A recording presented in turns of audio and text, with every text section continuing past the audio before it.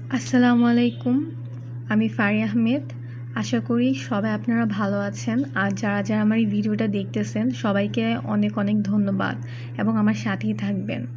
আজকে যে পেইন্টিংটা করব সেটা হচ্ছে 5x5 ইঞ্চি ক্যানভাস, ছোট মিনি ক্যানভাস। এর মধ্যে হচ্ছে আর্টটা করব। এখানে যে কালারগুলো ইউজ করতেছি সেটা হচ্ছে medium yellow and light yellow. So মাঝখানে হচ্ছে কিছু হালকা হোয়াইট কালারও ইউজ করছি, যাতে মানে আমি এরকম একটা আর্ট রাখার ট্রাই করছি যে চারপাশ দিয়ে একটু ইয়েলোটা বেশি শো করবে, মিডিয়াম ইয়েলোটা, অ্যান্ড মাঝখানে হচ্ছে একটু লাইট ইয়েলোটা যাতে শো বেশি করে এরকম। সো আজকে যে আর্টটা সেটা হচ্ছে আসাবুর, মানে সবুর যদি বলতে যাই শুরুতেই চলে আসে যে ধৈর্য। তো ধৈর্যটা আসলে লাইফে এমন একটা ইম্পর্ট্যান্ট পার্ট। যত মানুষ বেশি ধৈর্য ধরতে পারে মানুষ ততই বেশি শাইন করতে পারে। আমি অনেক দেখছি যে মানুষগুলো আসলে ধৈর্যটা মানুষ কখন ধরে, যে বিপদে পড়লে, রাগ উঠলে, সব কিছু মিলিয়ে। তো দেখছি যে আসলে ধৈর্য যারা বেশি বেশি ধৈর্য ধরতে পারে আল্লাহ তাদের সাথেই থাকে। আর আমরা যে কোনো জিনিসে যে আমরা বিপদে পড়ি বা দুঃখে, কষ্ট, অসুস্থতা সব কিছু মিলাই যাই হোক না কেন আমরা ধৈর্য ধরব। আসলে ধৈর্যটা লাইফে অনেক ইম্পর্ট্যান্ট। যারা ধৈর্য ধরতে পারে তারাই না লাইফে দেখছে অনেক শাইন করতে পারে। দেখা গেছে রাগ উঠা গেল, ধৈর্যের মাথায় আমি কিছু করতে পারলাম না, বা আমার রাগ উঠা গেছে আমি ধৈর্য ধরতে পারলাম না। বাট যারা দেখা গেছে যে বেশি রাগ করছে, বা যারা রাগ করলে আসলে লস। সো আমাদের উচিত রাগ একটু কম করা। তো আমরা যত কম রাগ করবো ততই আমরা লাভবান হব।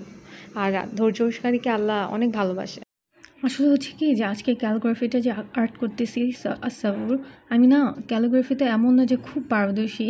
দেখা গেছে যে অনেকক্ষণ আর্ট করার পরে পারফেক্টলি হয়, মানে নতুন নতুন, বাট আমার আর্ট করতে খুব ভালো লাগে।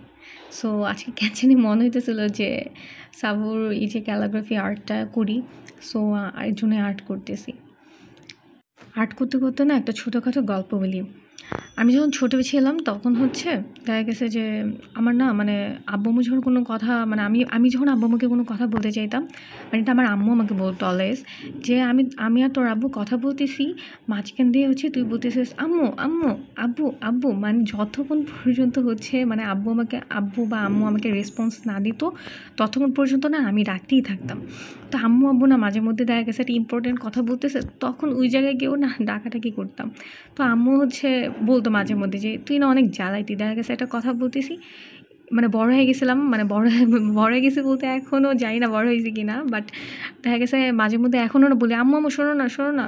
তখন আম্মু বলি কি ছোটোবেলা থেকে না তোর এই অভ্যাসটা আছে। দেখা গেছে তোর আব্বু আমি একটা কথা বলতেছি, মাঝখান দিয়ে তুই ডাকতেই থাকতি। এখন দেখা গেছে বড় হয়ে গেছিস, এখন সেম এই কাজটাই করস। এই আর কি, এটা আমার ছোট্টখাট্টো একটা গল্প, যদিও ফানি। আচ্ছা ঠিক আছে, আমরা তাহলে আর্টে ফিরে যাই। তাহলে আজকে যে সাবুর আর্টটা করছি আশা করি সবার ভালো লাগছে। আর যাদের ভালো লাগবে প্লিজ লাইক করবেন।